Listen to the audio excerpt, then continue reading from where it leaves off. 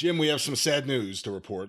What's up now? News being broken by Greg Oliver of SlamWrestling.com, or .net, excuse me, SlamWrestling.net. Promoter Al Zinck has passed away at the age of 91. Oh, gee, I thought it was going to be a rib of some kind, or you were going to do. I would never make a joke about such a subject. What's wrong with you? Never make a joke about the death of Al Zinck at 91 years old. Good heavens. And in Nova Scotia, too, or up there in, was he Nova Scotia, Newfoundland, New Brunswick? What part of the world Keep going. The Maritimes. The Maritimes. I think that's a safe way to... Well, is that a whole group of... That's what they call the whole group of the area there? Hold on. It goes into here. I could see your Canadian geography is as good as mine. I was up there a time or two, but not often. My Canadian geography, I have learned, is comprised of only the territories that were good. Now, come on. If it's any of the ones that are just like there's no footage or you don't hear any good things about, I kind of don't know the geography as well. Al Zinck was the one that Dennis Condrey went up with Phil Hickerson and David Schultz and the Gibson brothers from Tennessee, summer of '77, right? Was that was Al Zinck or was that Emile Dupree? I bet you it was Al Zinck. I'm not sure, but did Al Zinck, I'm going through this article here. They left after like 2 weeks and came back to Tennessee after causing riots and fearing for their lives. Schultz had to bail him out with a hockey stick. He was the WCW NWA promoter from 89 to 93 in Canada.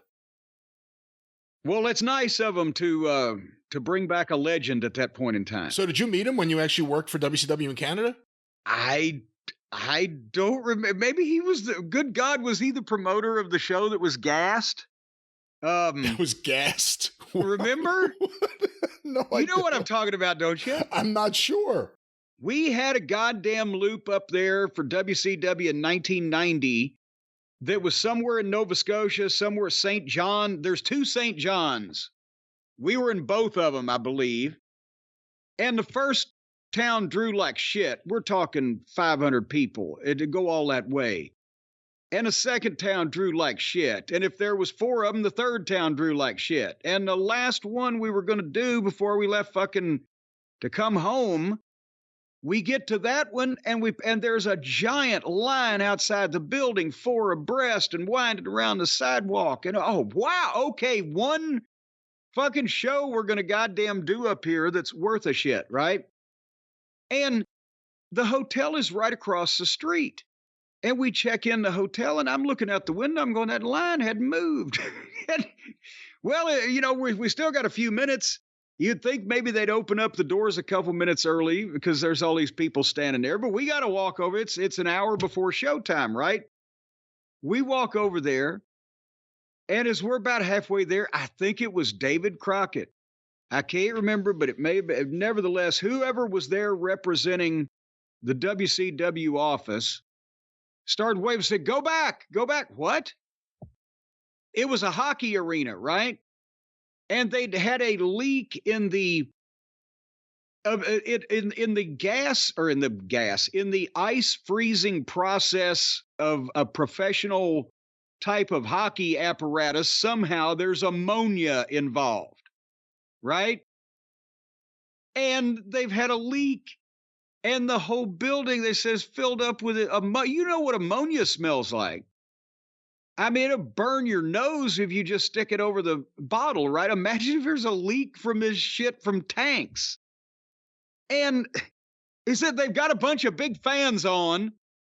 Just go back to the hotel for about a half an hour. Come back at 7:30. Okay. So 30 minutes later, we go back, we walk back over there again, and we went in because Bobby's like, well, come on, we better get ready. You know, Bobby is like, we got to work. We're defying death here. We walked in the building. They still had the fans on. They're still said, oh, it'll clear out. Your eyes start watering.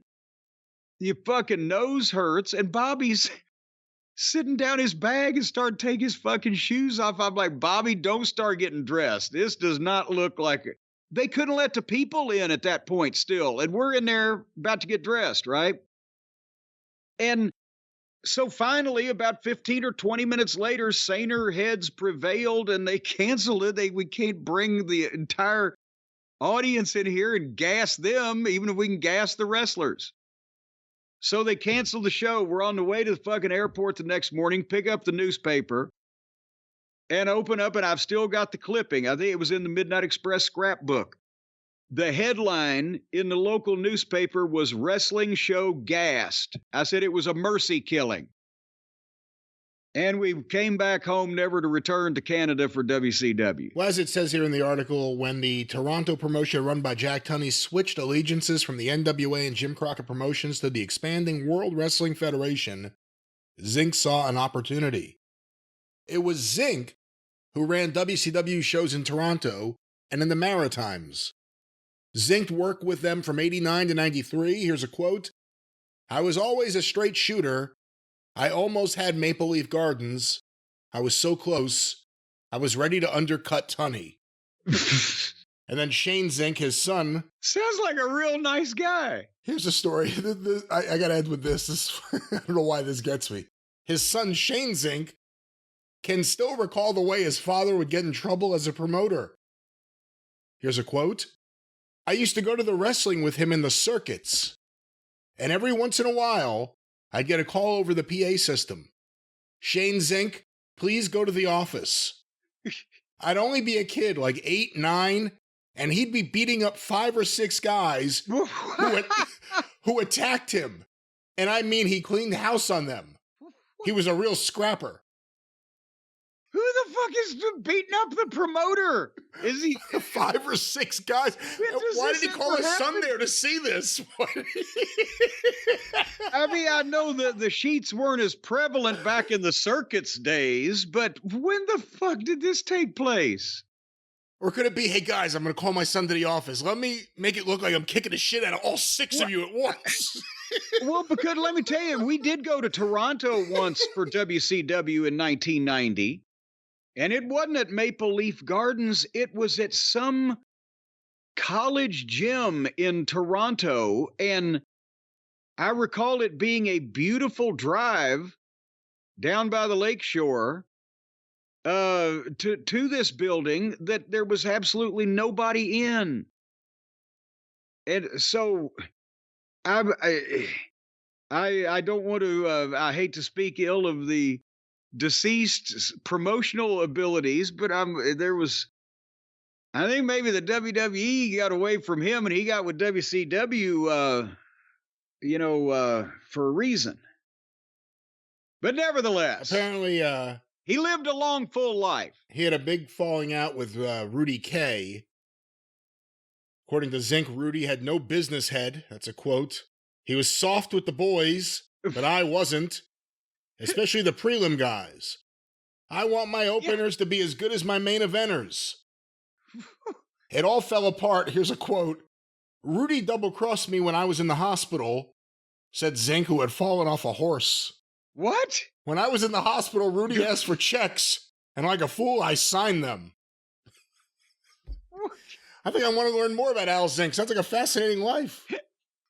Oh, and folks, if we've said it once, we've said it a million times. Never sign checks after you fall off a horse. It's like operating heavy machinery. You can't be doing that. Make sure when you're jumped by 6 people, call your 9-year-old son to come save you. Yes, on the PA system. Don't call security. Don't call the police.